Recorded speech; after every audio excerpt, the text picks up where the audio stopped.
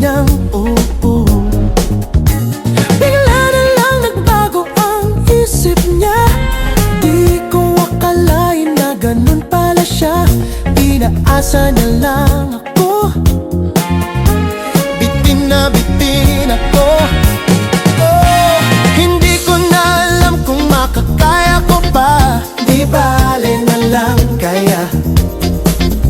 Ako pa ba kaya ang nasa puso niya?